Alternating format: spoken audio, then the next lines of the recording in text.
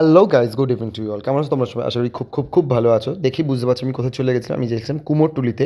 কুমোরটুলিতে গেছিলাম ঠাকুর আনতে। ঠাকুর আনার সাথে আমি দেখলাম যে ঠাকুরের সাজানোর কী সুন্দর সরঞ্জাম। বাট আমি কিছু কিনিনি সেইগুলো। ঠাকুর নিয়ে আমি ফটাফট বাড়ি চলে এসেছিলাম। কারণ আর সময় ছিল না হাতে। কারণ আমাদের আনতে যাওয়া ছিল ফুল আনতে গিয়েছিলাম। আর সেদিনকে আমি কিছু পেয়েছিলাম ফুল, বাপরে বাপ! ফুলের মার্কেটে গিয়ে আমি যে হারে যে সেই দিনকে ফুল এনেছিলাম, প্রচুর ফুলের দাম কম ছিল। সেখানে যতটা পেরেছিলাম ততটা আমরা ফুল নিয়ে চলে এসেছিলাম। আর এই সাইডে এইগুলো সব সাজানোর ছিল। আর ফার্স্টে আমাদের কাজ ছিল মাকে মালা পরানো। কারণ যেহেতু পরের দিনকে প্রচুর ভোরবেলাতে পুজো। প্রায় আমি ৬টা থেকে ৬:৩০টার মধ্যে পুজোতে বসবো। সো সব প্রিপারেশন করে রাখছিলাম। আর সেখানে হেল্প করছিল মা, কাকিমা, দেবজিৎ তো ছিলই। তার সাথে আমি পুরোটাই প্রায় সাজিয়ে ফেলছিলাম। এখানে পুষ্পপত্র সাজাচ্ছিলাম। আর ওই সাইডে দেবজিতের হাতে দেখা যাচ্ছে। দেবজিৎ ফ্লাওয়ার ভাসগুলোকে সাজাচ্ছিল। আর এই সাইডে সাজানোর পর আমাদের কাজ ছিল পরের দিন ভোরবেলায় ওঠা। উঠে ঠাকুরের পুজোর জিনিসপত্র করা।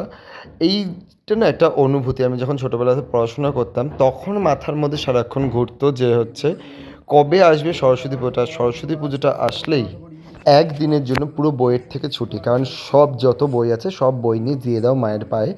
আর সেই দিনটার জন্য পুরোপুরি ছুটি। সো কোনো পড়াশোনা নেই, কিছু নেই। সেটা ছোটোবেলাকার ফিলিংস। যেহেতু ছোটোবেলাতে এই জিনিসগুলো খুব ছিল। আর ওই সময়টাতে না কিছুদিন পরই মানে পরীক্ষা থাকতো।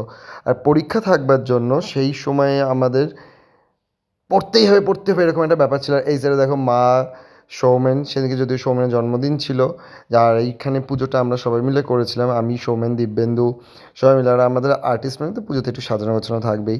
জানি না সাজানো গোছানো কতটা হয়েছে। আর এখানে দিব্যেন্দু আর দেবজিৎ মিলে মায়ের ভোগের জন্য আলুর দম প্রিপারেশন করছিল। আর এইটা ছিল আমার মায়ের ফুল ভিডিও। অস্বাভাবিক সুন্দর লাগছিল মাকে। সেটা সব বাড়ি পুজোর দিনকে পুজো হওয়ার সময় মাকে খুব সুন্দর লাগে। আর এই সমস্ত জিনিসগুলো সাজিয়ে ফেলা হয়েছিল ভোর উঠে মায়ের জন্য কিছু নৈবেদ্য, ভোগ, যেগুলো যতটা সম্ভব হয়েছে। যেহেতু সকালবেলাতে পুজোটা ছিল, সেইখানে যেটুকু আমরা পেরেছি, মা যেটুকু আমাদেরকে দিয়ে করিয়ে নিয়েছে সেইটুকু করেছি। আর এই সাইডে আমি তখন ভোগ নিবেদন চলছিল। আর এই সাইডে আমাদের যেহেতু আমরা বাঙাল, সো আমাদের জোড়া ইলিশ তো আসবেই। জোড়া ইলিশ ইজ মাস্ট। তারপরে আরতির পর ঘুরতে যাওয়ার প্রিপারেশন তো থাকেই। সরস্বতী পুজো বলে কথা, তাই যতটা তাড়াতাড়ি সম্ভব পুজো সেরে চলো ঘুরতে। চলো গাইজ, দেখা হচ্ছে আবার নেক্সট ব্লগে। তোমরা জানো তোমাদের সরস্বতী পুজো কীভাবে কাটলো। টাটা!